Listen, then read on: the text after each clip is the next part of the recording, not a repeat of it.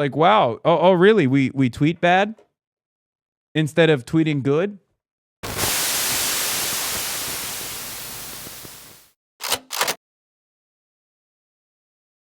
Fox News wrote about the rally. Hasan Piker celebrates America bringing closer than ever to socialism as he backs New York City candidates. Piker praised Claire Valdez and Daria Liza Avila Chevalier as giants of the socialist movement in a Brooklyn rally. Controversial Twitch streamer Hasan Piker threw his support behind two far-left candidates running for Congress in New York City, arguing their victories would help push the country closer to socialism. It wasn't just them. I endorsed the full slate. Excuse me. I endorsed the full slate. Named names too.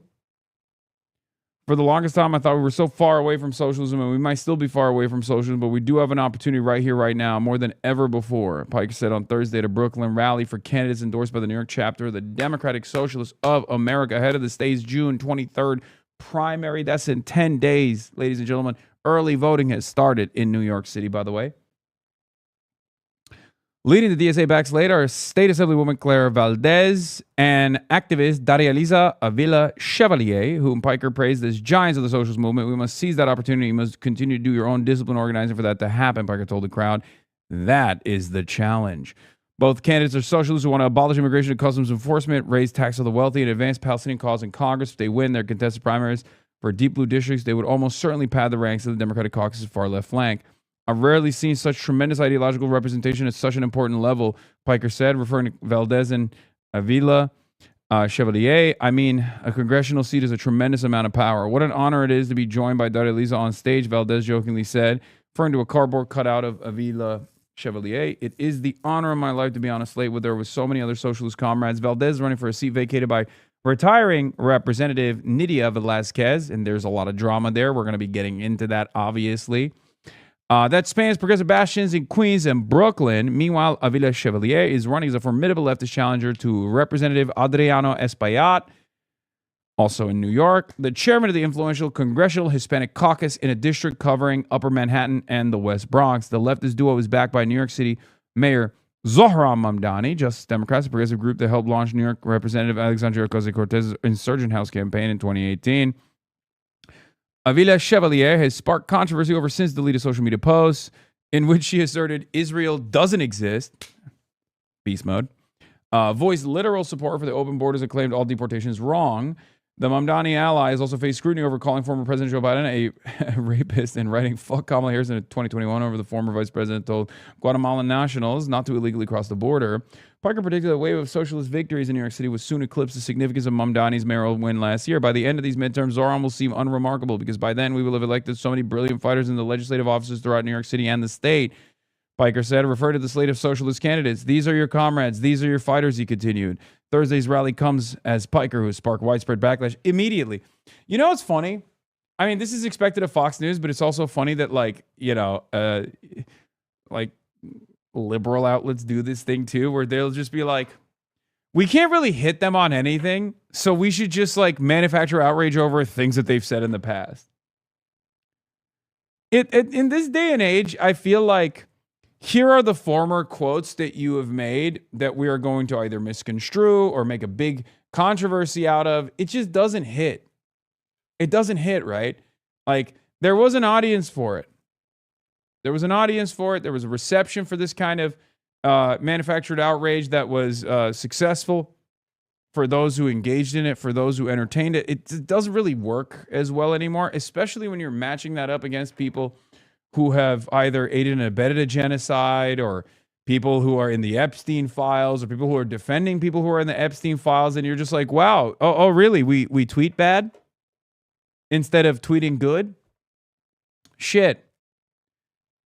It's like, damn, I can't believe you caught us tweeting poorly. What will people do? And it's like, if you care about that, if you're a liberal in any way, shape, or form, if you're progressive in any way, shape, or form, if you fucking find yourself deluded by this stuff, if you find yourself worried about a particular candidate because, like, you know, they've said things, you're a goddamn dullard. Okay, you are the most malleable dupe of all time. You're a sucker, you're a rube, and that's pretty much it, right? That's what this is. Because, like, this kind of pearl clutching would have been successful. It should have never been successful But it would have been successful and was unfortunately successful in a different time, in a bygone era, at a time when there was this notion that candidates were supposed to be completely sanitized, right? It doesn't fucking work. Several of Piker's allies have lost their primaries, including former Ocasio-Cortez chief of staff, Shoykat Chakrabarti. Wait, who else? Why'd you say several? Who else? It's just Shoykat and I guess Kat Abu-Ghazaleh, right? And that was a different time too, because I didn't do a rally with Kat or anything like that. Just Shoykat. And you know it's not several because they can't name names.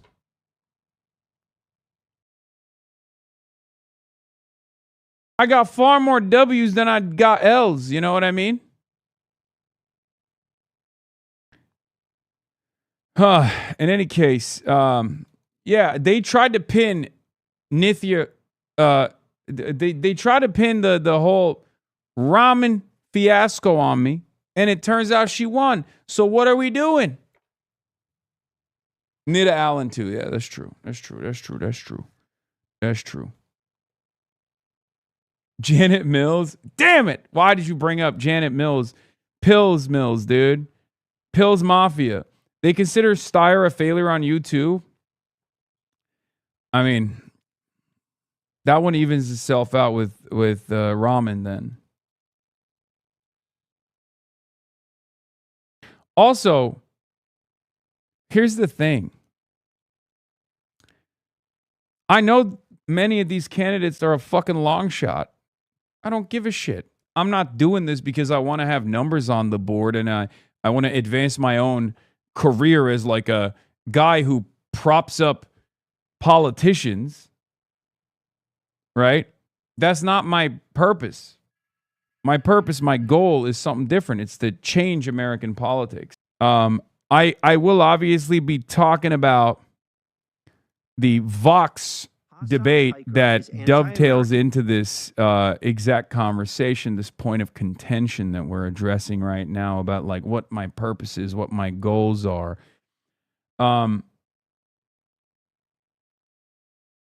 The third way guy on Vox mentioned Shoykat and Steyer lost because of you, but didn't mention anyone campaigned with you and won.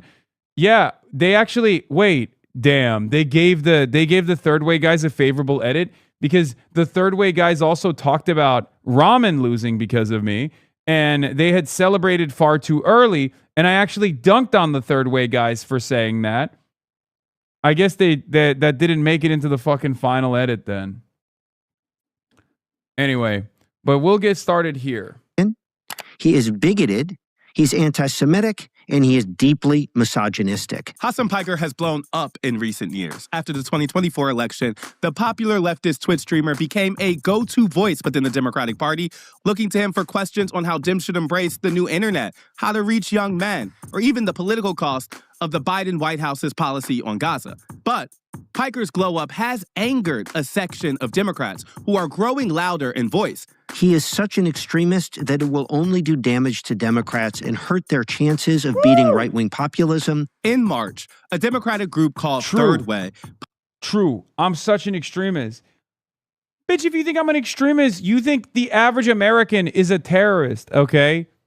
Why am I an extremist? Because I want fucking Medicare for all. Why am I an extremist? Because I want free college, free healthcare. I want better infrastructure. I want to stop all these fucking wars that we're waging. That all of our finances seemingly go to. You know? If I'm an extremist, then the average American is an extremist, but you can't fucking say that. So you have to keep trying to do this stupid, idiotic disciplining thing. This disciplining method where you just fucking try to cut the head of the snake. Published an op-ed in the Wall Street Journal's opinion section saying, quote, Democrats are too cozy with Hasan Piker. Now, Piker is controversial, no doubt. But is he toxic? And how much of this blowback is actually about Piker the person versus the leftist politics he stands for? I think, as a matter of fact, Third Way's brand of politics has helped Republicans. Why? Their attitude since the Clinton era has been to constantly concede on culture war issues to the Republican Party and never focus on economic populism, left economic populism. Let's dig in.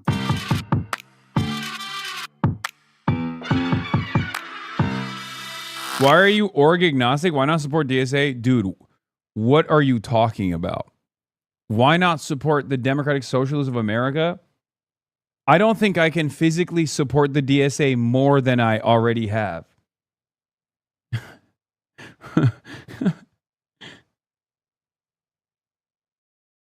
You know?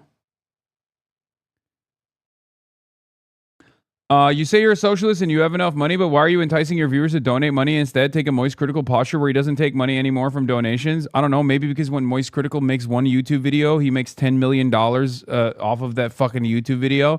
And subscriptions are the only long-standing method of gaining revenue for myself and my entire fucking operations. And I can't just like fucking travel all around the country and you know, pay for the hardware, pay for everything else without any revenue streams whatsoever, unless I take the pre-existing amount of money that I have and just like dump it into the fucking stock market, which is something that I'm not doing. Moist Critical also literally owns multiple businesses. Like, what are you talking about? If only you had a DSA maroon hat, yeah, I'd rock it right now, but I can't. You know? Also, the fucking federal government is up my ass at this point. So, you know, I'm going to have to fucking hire lawyers and whatnot. And I don't, like, there are a million different revenue streams that I could partake in, which I choose not to. This is it. The only thing is just voluntary subscriptions. Okay? Voluntary subscriptions. You don't even need to subscribe. You don't have to subscribe. People choose to do so to support the fucking show. Here's what it is. Okay? I don't run ads. I don't take sponsorships. I don't even fucking strike down channels that are generating revenue off of my content. I don't care about any of that shit. I'm like, yo, go ahead. Have fun with it. My merchandise that I sell is just for the fans only. There's not like a profit margin there that's significant because obviously it's made in the United States of America and union made at the same time. So I also own and operate a fucking cooperative corporation on top of everything else where it's equal say and equal pay distribution amongst everyone that's involved in it.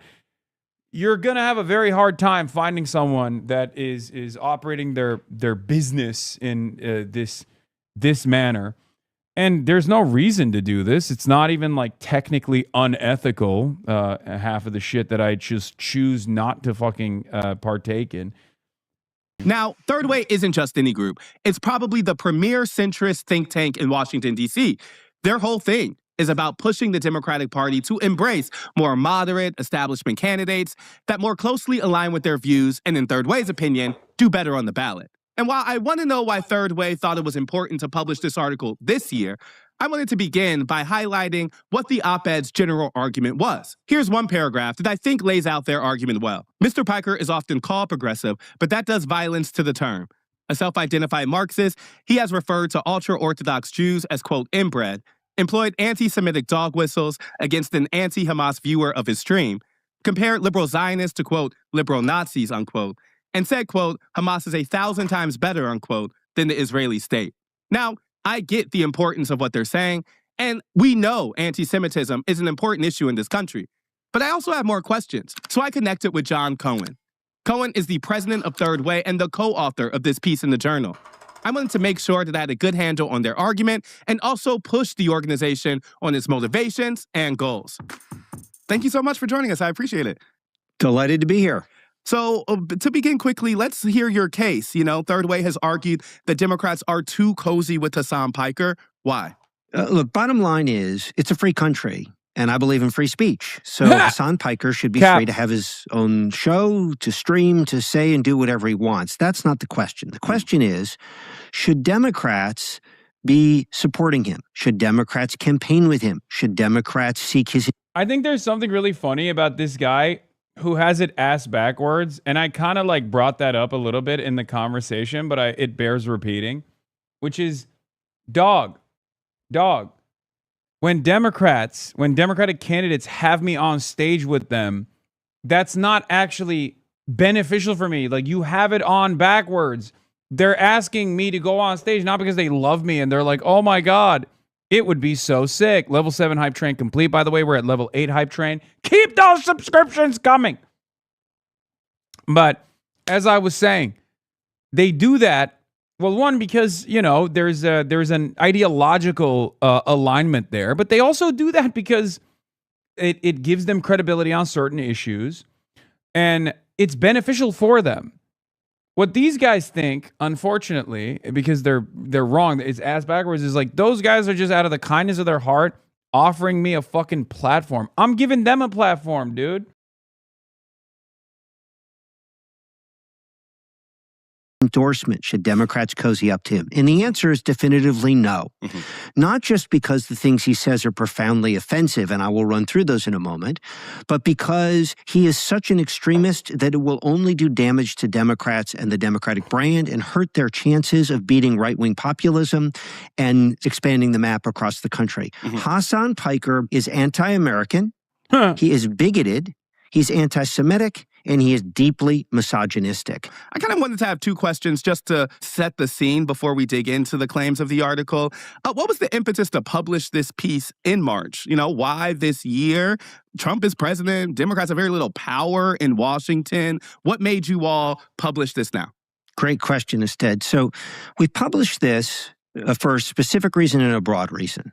The broad reason is that if Democrats are going to not just beat Trump and Here, I'll translate from corpo speak, from consultant speak.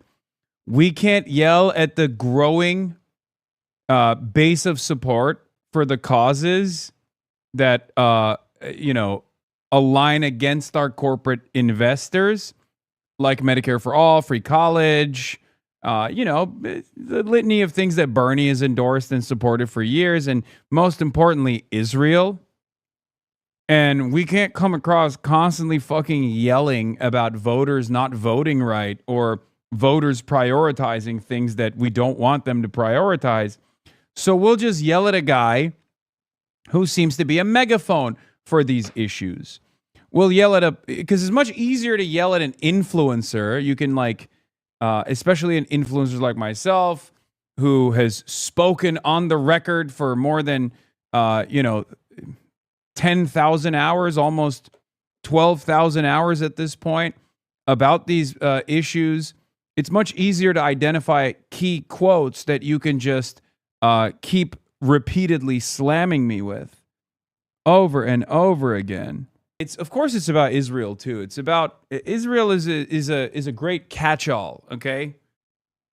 Shitting up a big fart. Trumpism, but MAGA long run, we need to be able to build majorities in lots of red and purple places. And right now, the Democratic Party is perceived as more extreme than mainstream in many places. So if the party aligns with folks who are this extreme and cozies up to them, it's going to make it much harder, not easier, for Democrats to not just flip the House and get the White House back, but beat Vance and MAGA and Rubio and the rest of them long run. The specific impetus was that the Pod Save folks, right, very prominent Democrats, had featured Hasan Piker at a conference where they are officially elevating him and aligning him with Democrats. That's what triggered this for us, and then a series of other things beyond that. Okay, let's jump into the article. The article opens up by likening Hasan to far-right anti-Semites like Nick Fuentes and Candace Owens.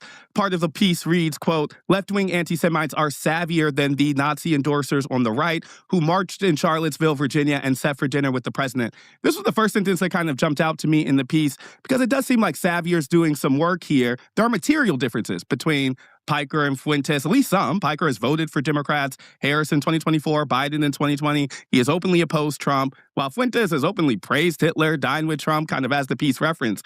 Does that make them categorically different or just packaged differently? How is that not a material difference, just savvy, as the piece says? Well, let me say a couple of things. First of all, Hasan Piker is dangerously close to Nick Fuentes in the level of bigotry and racism and misogyny that he espouses.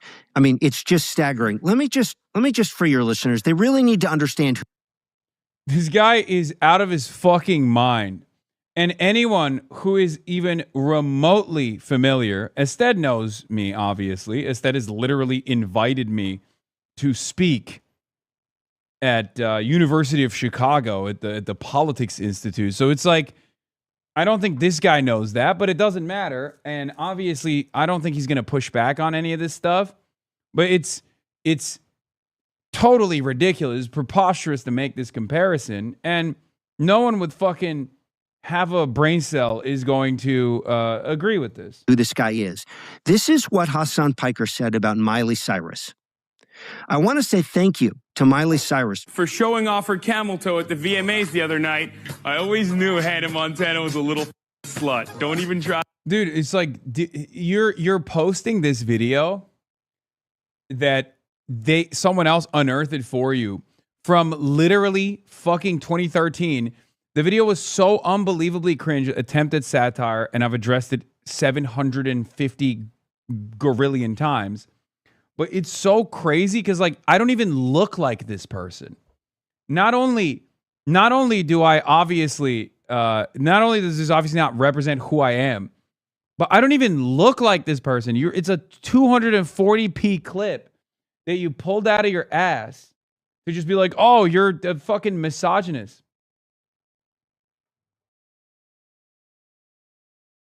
Yeah, it's a fucking sketch. And it was so lame that I didn't even fucking think it was good enough to keep out there. It was a released failed attempt at satire that we deleted literally a month after it was out in the universe. But it's, again, something that I've not only addressed a million times over.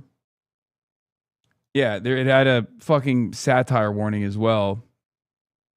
But it doesn't even fucking matter, right? It doesn't even matter because it's something that I've already addressed a million times over.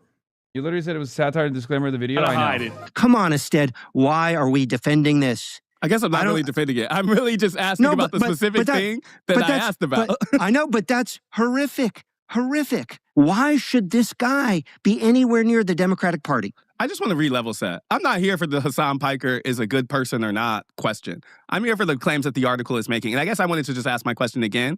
Like, sure. Nick Fuentes and Candace Owens are Trump supporters who have, at times, said nice things about Hitler. Hasan Piker has not done that, has voted for Democrats, has advocated against Trump. And I'm saying, does that make him savvier or does that make him different? Got it. So Hasan Piker said, he says, if you're someone who says, if I'm a liberal Zionist, it's like saying you're a liberal Nazi.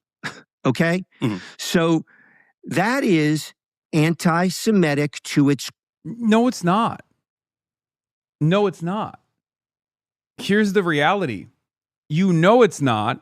You can't argue against it, which is why you have to keep going down to your fucking notes to be like, well, this is why he needs to be deplatformed. But I'm not saying he needs to be deplatformed, but I'm saying that he's a bad guy. You shouldn't associate with him.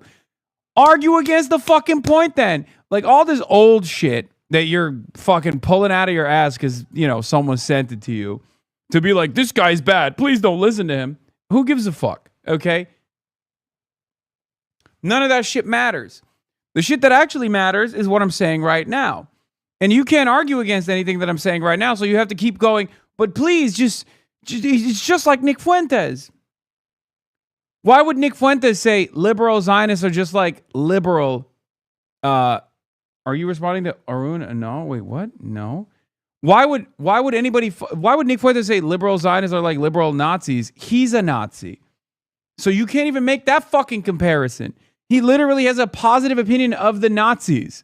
He has openly stated that he is a neo-Nazi and he likes the Nazis. He said Adolf Hitler is base. Obviously, that comparison falls apart with like literally a little bit of scrutiny.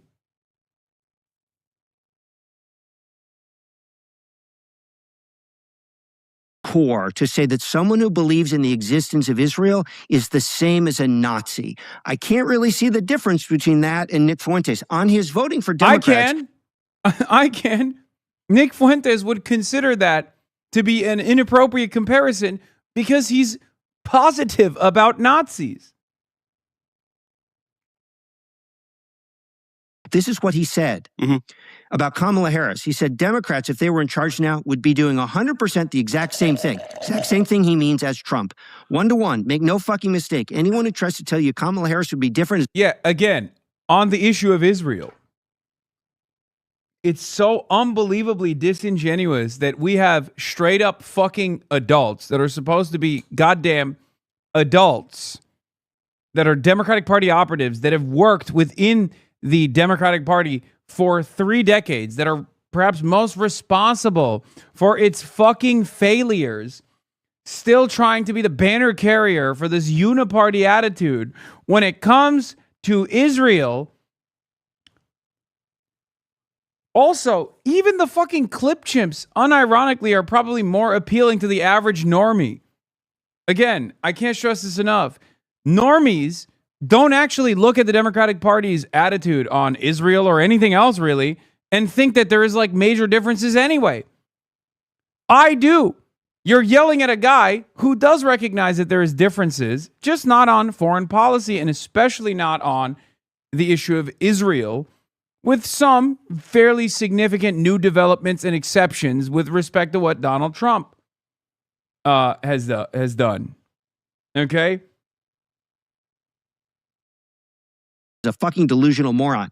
So, no, he's not for Democrats.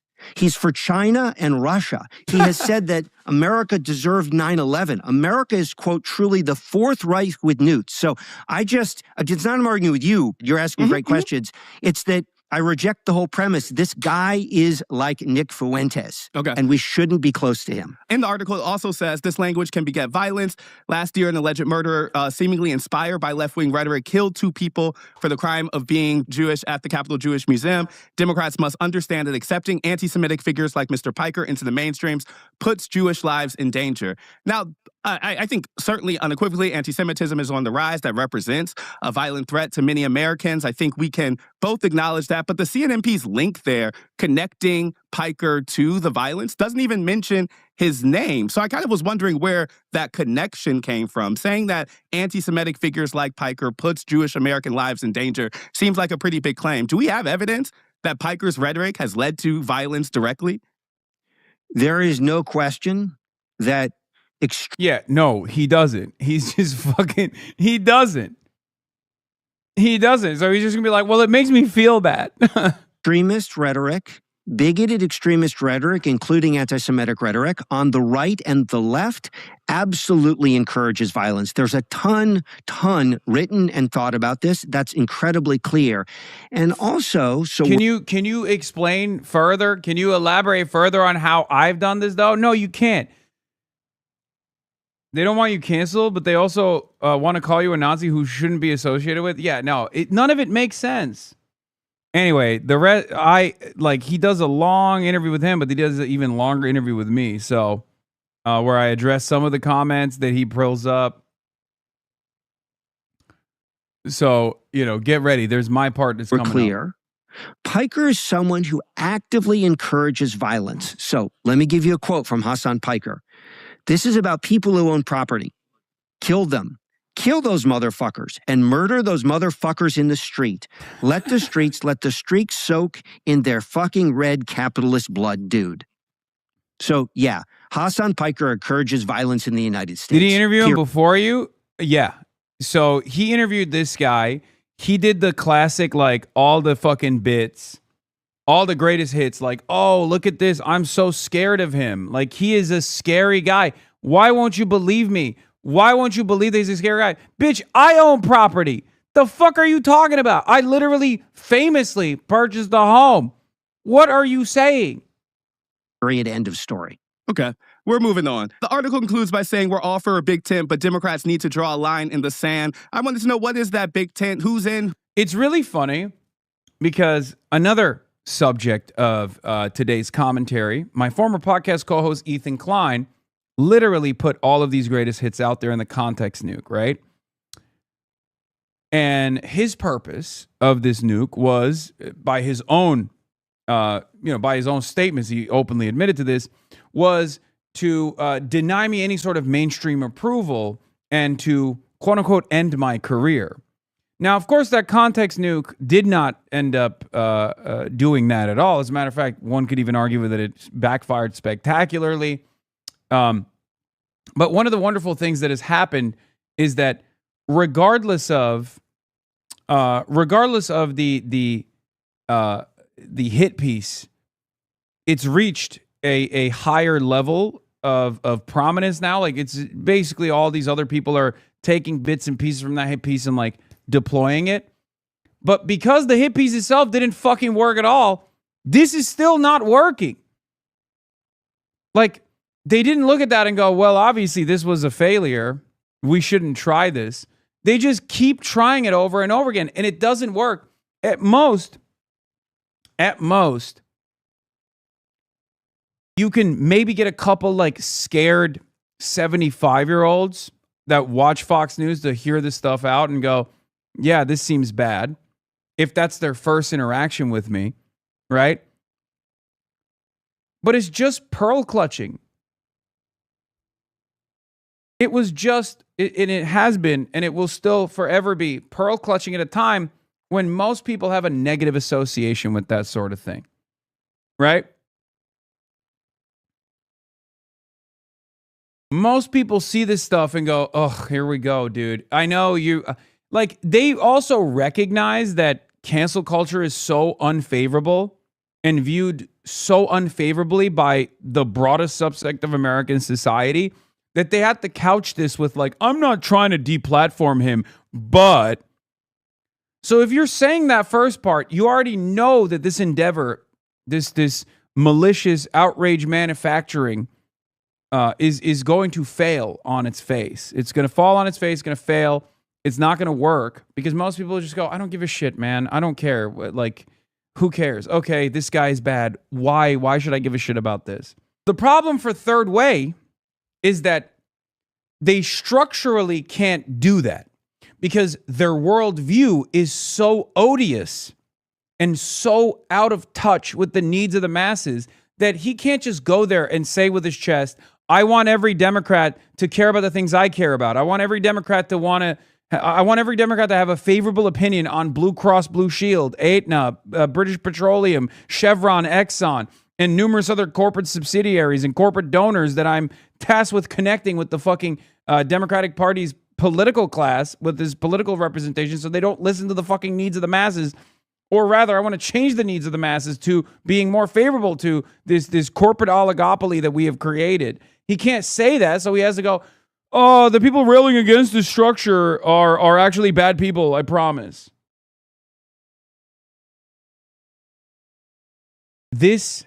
They can't make an actual argument. I can. That's the difference. I can tell you exactly what I care about. I can tell you exactly what I believe, and I can tell you exactly what I'm fighting for. They can't.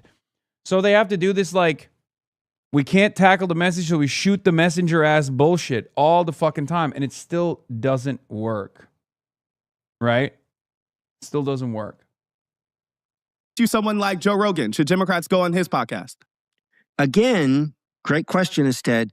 Democrats should go anywhere and everywhere to make their case and to argue against people who are bigoted. So if you go on Joe Rogan and you disagree with his point of view, argue vociferously about his point of view, call him out. If you disagree with Hasan Piker, fine, go on his stream and argue against him and denounce him and expose him for the bigoted guy that he is. That's not our beef with Piker. Our beef with Piker is, this is a great why take. should Democrats... Yeah. Some of the most blatantly identitarian people left on this site are pro-Israel moderate Democrats, people like this, that will cynically say, like, at some point, Dems are going to have to acknowledge how ridiculous it is that all of our top punditry is straight white male trust fund babies. Meanwhile, our coalition is predominantly working class women, BIPOC. Yeah. Famously, the predominantly working class women, BIPOC, LGBTQ plus coalition, which, by the way, all of our candidates are, ironically enough, the centrist Democrats are you know, usually old white men or old white women. Our coalition is actually queer, BIPOC, all this stuff that you're presenting as far as our political representation goes. But not only that, but also you have a fucking Israeli flag in your bio, dumbass. Do you think a predominantly working class, female-led BIPOC, LGBTQ plus coalition is pro-Israel overwhelmingly or anti-Israel overwhelmingly. These guys are still holding on to the 2016 era Bernie Bros mentality where it's like, come on, please, just one more time where we just cynically claim Bernie Bros so white, Bernie Bros so misogynistic, Bernie Bros so racist, and this time it'll fucking work. They're chirping to an increasingly smaller audience, okay? That's it.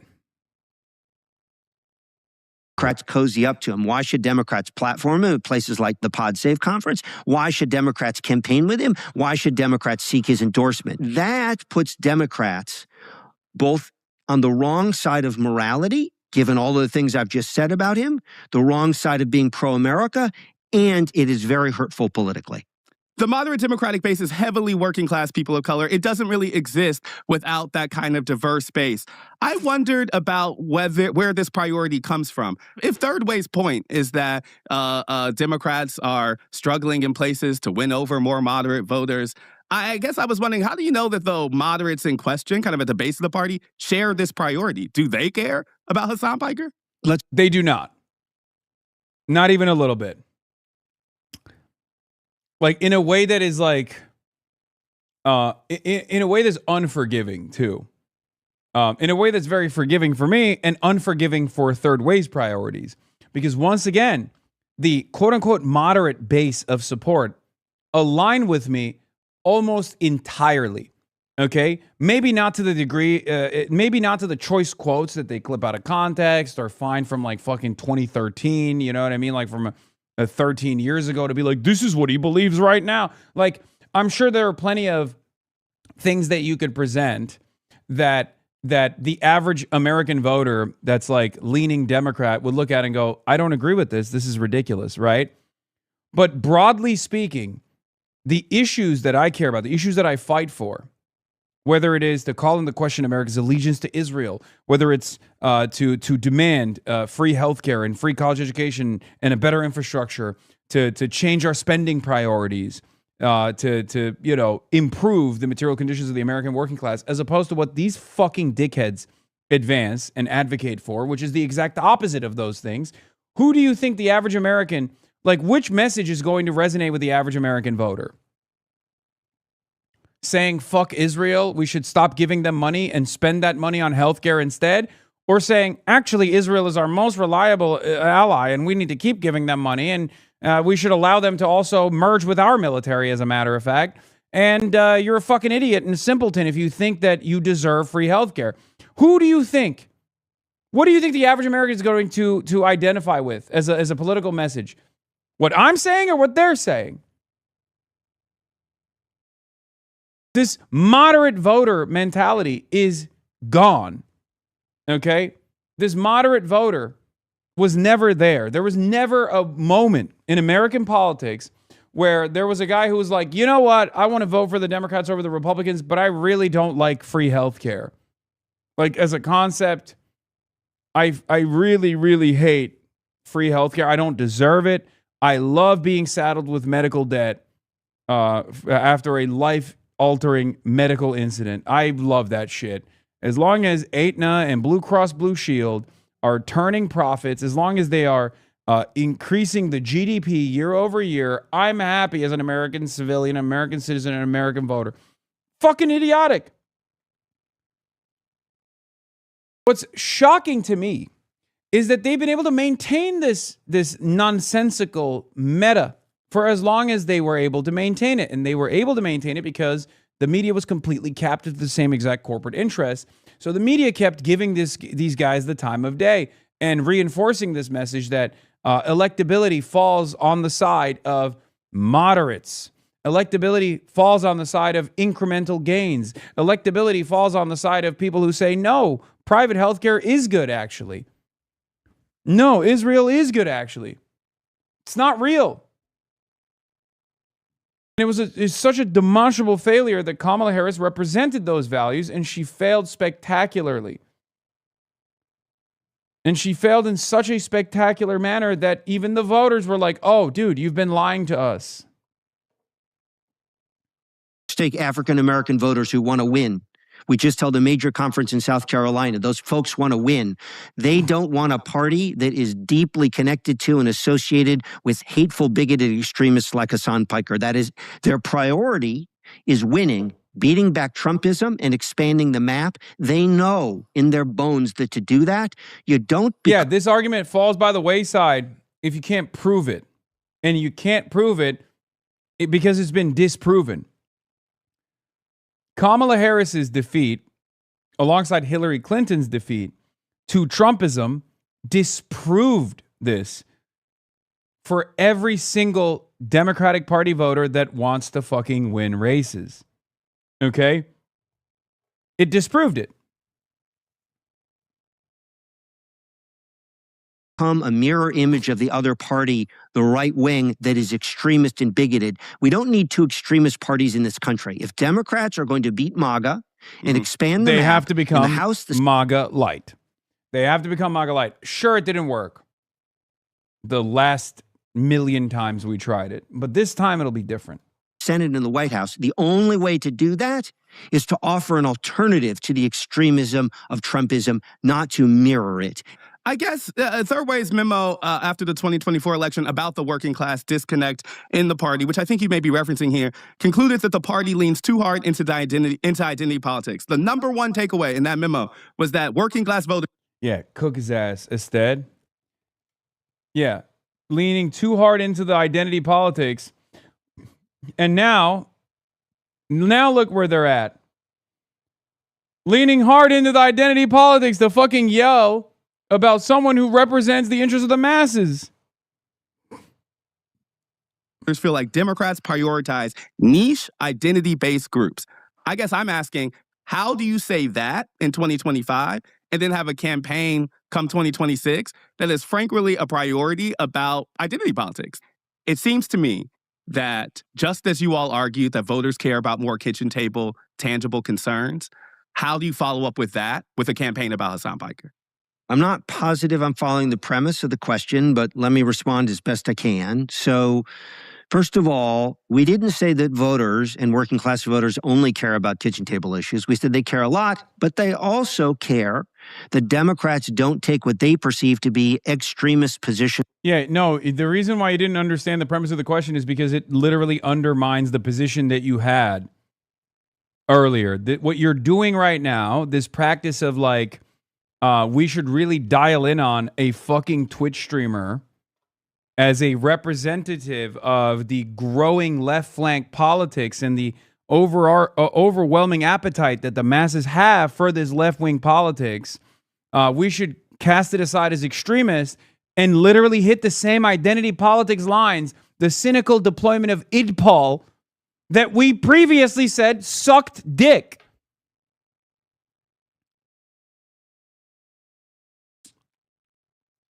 On culture issues. That's absolutely a thing we've said consistently across for years and years and years.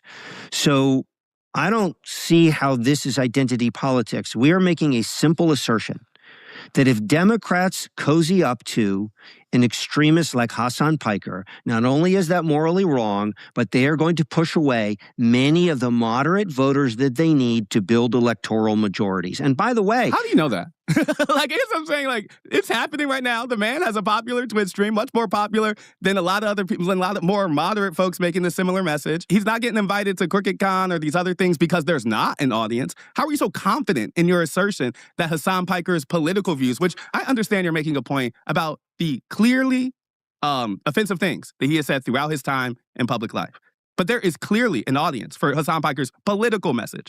So I'm saying, how do you separate those two things? How do you deal with the reality that Democrats have changed on terms of like America's relationship to Israel? That things like Medicare for All are increasingly popular. Like things like Abolish ICE are growing in popularity. So I'm saying that is, I think, a more full representation of the stuff he talks about politically. How are you dealing with that shift among the Democratic base, even if you're making the argument that he himself is offensive? Well, let me just give you an example. I get your question. So in 2025, in the off-year elections, right, Mondani, a Democratic socialist, won in New York, right? And Sherrill and Spanberger won in New Jersey and Virginia. They were both... This is why these guys would rather there be a Republican majority in the Senate than push for Graham Plattner to win. Lucky for us, they got no motion amongst the masses. Do you understand why? Because guess what? If Graham Plattner wins, if Abdul Al-Sayed wins in Michigan, if Democratic Socialists keep winning, not just their primaries, but their general elections, okay, then this argument that he is about to present, which you've heard a million times over, falls apart in spectacular display. And the counter to his argument also is that Spamberger is now deeply unpopular due to the same exact moderate policies that she has advanced, as opposed to Zohran Mamdani, who has followed through on his campaign promises, is deeply popular. That's the issue. Not only is their argument about moderates winning elections wrong, okay? Yes, in an anti-Trump wave year, yes, you can put a cookie-cutter neoliberal Democrat in office and they will probably win. Okay? But will they maintain their popularity, or will they make way for potentially a worse version of MAGA later down the line is the question. And we know that has happened already with Joe Biden. Joe Biden was the moderate. Joe Biden ran and won and governed like a moderate. There were a lot of things that he did that was incrementally moving the needle in the appropriate direction, but no bold, radical, sweeping agenda changes. And we got Trump again in the aftermath of that because his popularity fucking fell by the wayside. We don't just want people to win elections in that year due to the unpopularity of the Republicans. We want a resilient political movement. We want real changes. We want real changes to come that will benefit the working class. Okay? Moderates. Yeah. Where was turnout higher? New York, Virginia, or New Jersey? That feels like an unfair question from a local to statewide election. Like, no. We're talking about a mayor's race versus a governor's race. Like, that's a trick question. That's not a trick question. It was higher in Virginia and New Jersey. I mean, Mamdani's favorability rating is much higher than Cheryl's or Spamberger's. Like, you could pick a number and make this argument in either way. I'll give you another example, okay? So since 2018, a central task has been to flip red congressional seats to blue, right? That's a central task in the Trump era. Crucial task. The House New Democrats have backed candidates and invested in candidates who flip 50 seats. Our Revolution, right, and Justice Democrats, two of the most prominent left-wing groups associated with Piker and Bernie and AOC, et cetera, have flipped literally zero. Yeah. Zero. Okay. Well, that tells you where voters are at. Voters are...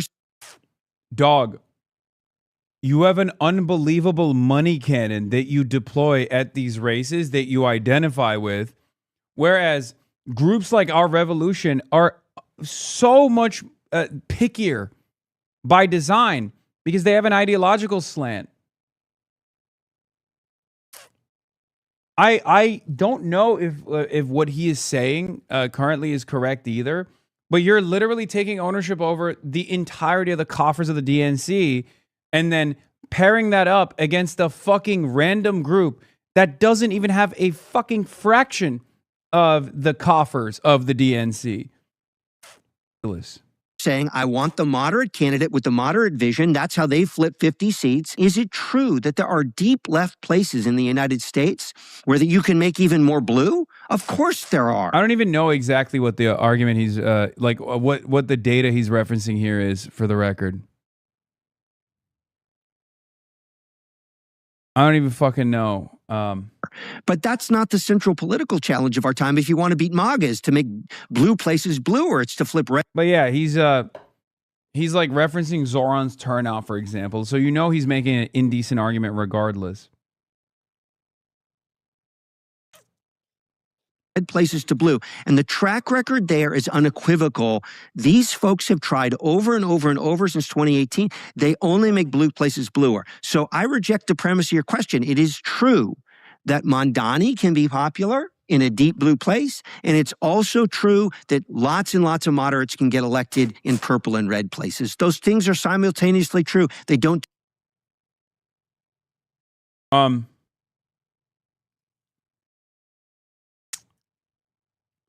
So here's the thing. As far as what he's saying, this is the last gasp of a dying movement. Neoliberalism is dying. People find this kind of politics to be repugnant. It's elitist. It's out of touch. It puts corporations and corporate interests first over the interests of the masses, right? And so he's basically presenting the last version of this argument, which is Zoran only works in New York. It doesn't work in purple districts. Okay, Maine and Michigan are very important races for that reason. That's why I keep saying it doesn't matter what fucking Graham Plattner's background is. Okay? Doesn't matter what Graham Plattner's background is. Doesn't matter what the fucking red flags are there. As far as like an argument against the way that these guys have represented the best possible electoralist method, Graham Plattner and Abdul Sayed are going to be the final nail in the coffin for this kind of this kind of pro-neoliberal, pro-corporate Democrat message from advancing. It's the last place that they can point to. Once that goes away, they're going to say, oh, why can't socialists win in Alabama? And guess what? We'll fucking win there too one day. All right? But that's all this is. First, they say socialism doesn't win anywhere. Then when it starts winning in places like New York, they say, oh, it's just deep blue. That's why it's winning in New York. Once it starts winning in purple areas, they're going to say, why doesn't it win in deep red? Okay? And one day, we'll win in deep red places too.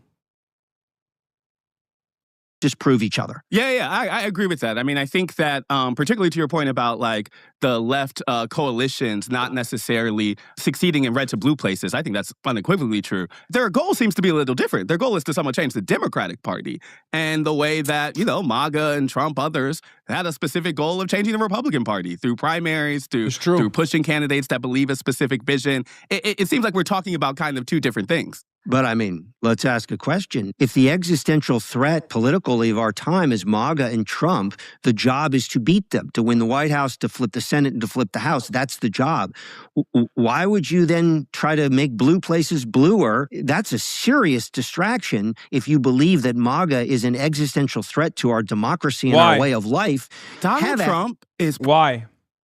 Why is that a serious distraction? Why? Why is that a serious distraction? President right now. Not because of progressives, really. You know, like the existential threat of Donald Trump, that goal, Democrats failed it. Like, he won again. It did. So I'm saying, like, it doesn't seem to me that the question is about the... By the way, here's the thing. Instead, unlike many of his counterparts in mainstream news and mainstream media, because of his job as a reporter that travels the entire country, has talked to these real moderate voters, right? So he knows that the third way argument is a failure. He has seen the third way argument be broadly represented to the masses and fail. He has heard from people in red districts and purple districts, moderate voters, what this guy would perceive as moderate voters. And he's heard from them that the Democratic Party is seen as an absolute fucking failure. Existential threat of MAGA. It feels to me that really where the left and others are trying to do is say, in the rubble, that is this Donald Trump reality, how is the kind of Democratic Party moving forward? It actually seemed like you were kind of leaning in that question too, in terms of shaping the Democratic Party's future also. So I feel like this red to blue point is kind of a diversion from what you all are both doing, which is pushing the Democratic Party. I agree with you, but I don't think it's a diversion at all, meaning this, instead. if you're offering a vision for the future of the Democratic Party, right, that vision cannot just be your dreams of what you want to have happen. It has to be grounded in political reality, right? Your vision has to have concrete proof that you can over and over and over again expand this deep blue formula to places that are red and purple. Because if you can't do that, all you're saying is we can hold a small slice of the country and make it even bluer, but we have no formula to actually flip the rest of the country. That's a non-starter as a political vision. That's where it connects, which is It's just like, we know this is a failure, dude. You own the Democratic Party, and therefore you own its failures. We know it failed in 2016 and also in 2024. You wouldn't be... Here's the thing. If this vision, the constant pivot to the center, had a real base of support and was broadly popular, you wouldn't have to dignify instead with a conversation about a fucking socialist Twitch streamer. It's that simple. Because guess what? We'd be living under Kamala Harris's first female presidency right now. If that vision was a success and it was objectively popular and it could defeat Trumpism, you wouldn't be going on fucking Vox.com debates over how wrong someone like myself is. You wouldn't even know who the fuck I am. Because your vision would have won. It would have proven without any doubt whatsoever to anyone who is knowledgeable on the issue, anyone with a crumb of interest in winning elections, that your style of politics had a real market, had a real audience, had a real legion of diehard supporters. And you wouldn't be wasting your time doing this shit. The reason why you're duking it out about a fucking Twitch streamer and failing to deliver a convincing message to instead is because it's failed. The Democratic Party has failed over and over again. Have great ideas. I agree with you. Great debate about left-wing ideas. But half of what you offer as a political movement has to be a formula for flipping the country your direction, and these guys have utterly failed at that. We're going to talk to Piker, as we mentioned, about these controversial statements, about the distinction between anti-Semitism and anti-Zionism, and what he thinks about his responsibility to the audience. I think one thing that's important that we haven't really talked about is this is different than kind of a traditional media person or endorser because, you know, these Twitch streamers make a lot of money from controversy, and there's not really a gut check on accountability. So all I'm saying is we're going to ask about all that. Is there anything that you think he hasn't answered or is a question that you want to put in front of him from Third Way? He has said repeatedly that he doesn't want to apologize for anything he says. He doesn't take it back. It's all taken out of context. We've heard him say that many times. That's not true.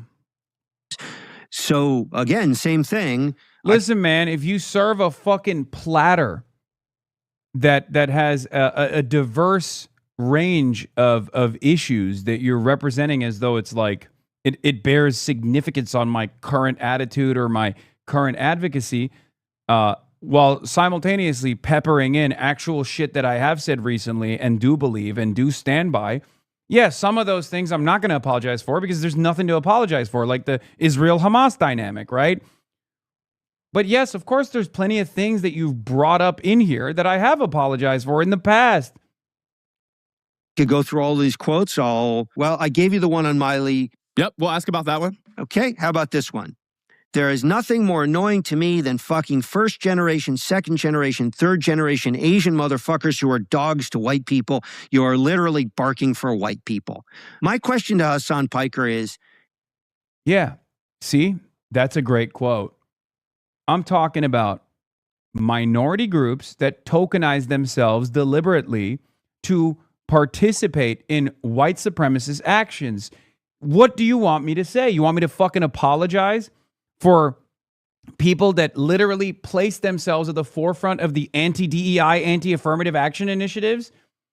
Do you not feel even a sense of shame when you're talking to a black man too about this fucking like it is out of context, I guess, in that circumstance. Out of context quote. Yeah. No, there is no standpoint epistemology. When you come to me with a fucking quote like that, I'm going to tell you what the quote is about. Now you can tell me if you disagree with it. Do you think that the anti-DEI initiatives were actually appropriate? Do you stand by that? Do you agree with the Trumpism and the MAGA movement on that front?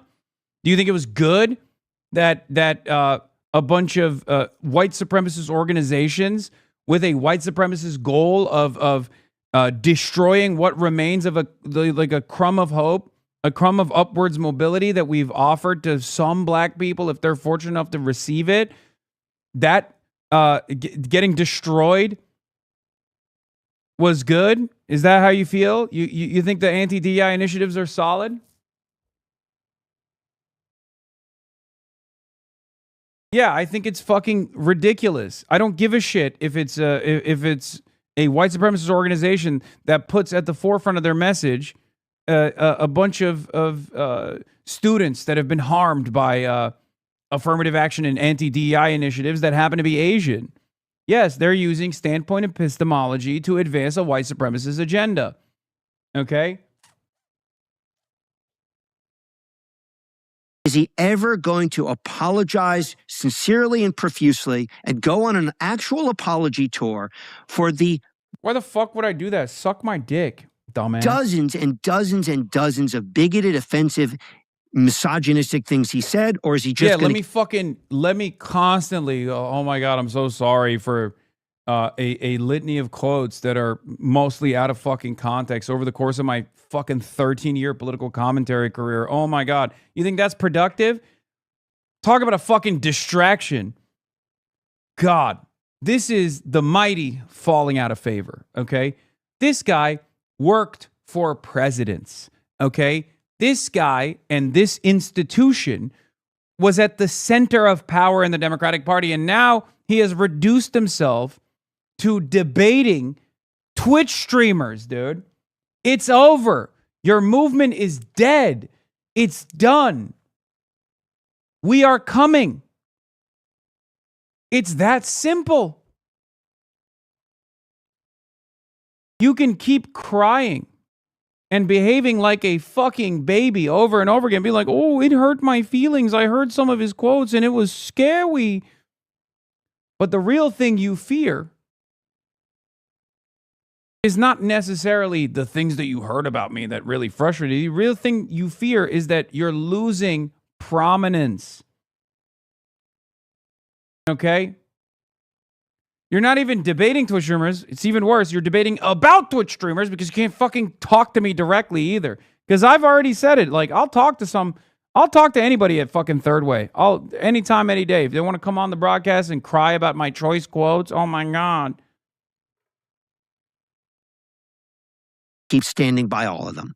I think it's totally fair to ask about apology, about regret, about whether he stands by it. So we'll make sure to include those. I actually I'll have another couple I plan on asking about Hamas and the Israeli government. We'll put in front of him as well. Do you have anything else do you want to make sure you mention? I got through my questions. We'll take these to him, but want to make sure you feel like you had your piece. No, that was great. Very quick, actually, just because it's relevant to what just happened. Just to note at a practical level, in the California races, so Chakrabarti, who was AOC's former chief of staff, campaigned with Piker. He came in a distant third in that race. Tom Steyer went on Piker's stream. So I get it, but as a very practical... Yeah, he also brought up Nithya Raman, but instead gave him the favorable edit.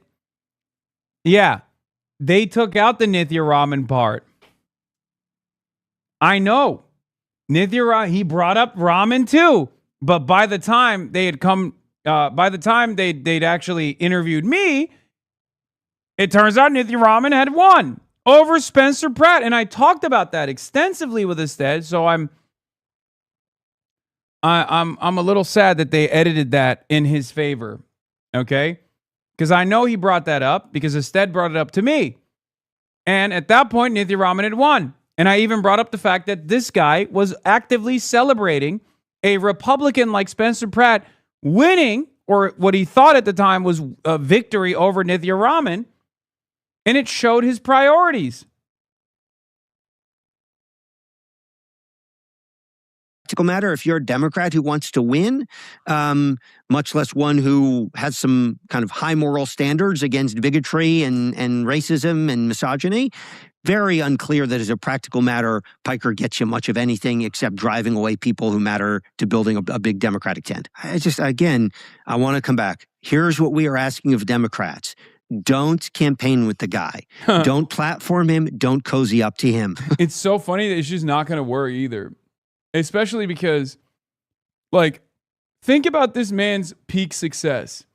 Like, his goal is to not have me sit on stage with any of these fucking candidates, right? And what's hilarious about it is that even if every single candidate going forward from this day on was like, I hate Hasan, that wouldn't change what I'm doing even a little bit. Okay? I don't like doing candidate interviews. I don't like it. I don't like doing candidate interviews at all. I don't like appearing alongside candidates. I mean, I caught the bug on the rally stuff a little bit. I think it's fun. But even then, I'm perfectly fine never doing another rally ever again. You want to know why? It's not great content. Nobody in my audience gives a shit about it. They don't even like it. They don't even watch it on the VODs. They don't like it when I'm doing it live. Okay? They don't. I don't do it because it's really good for me. I'm spending a shit ton of money out of pocket. Shouts out to the subscribers. Okay?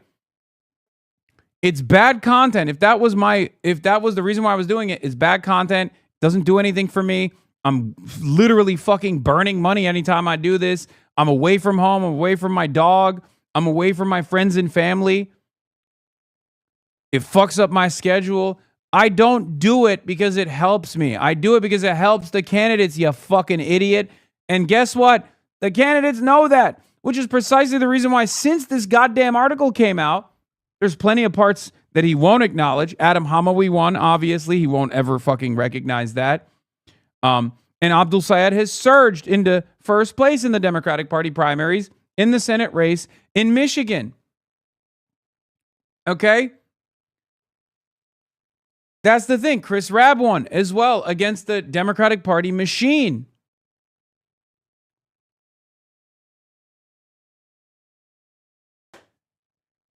That's the beauty of it. He won't talk about the fucking victories because he's trying to actively try to get everyone to stop talking to me. The reality is, since that article came out, not only were there tremendous victories, but beyond that, every Democrat around the country has literally reached out, including centrist Democrats, ironically enough.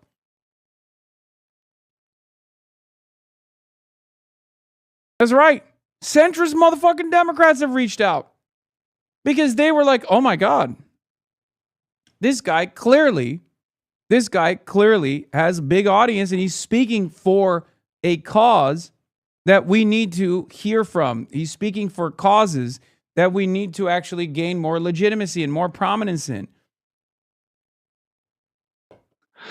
I'll let you get the last word on that. Thank you, Jonathan, for coming on. Thanks for having me. Up next, what Hasan Piker has to say in response.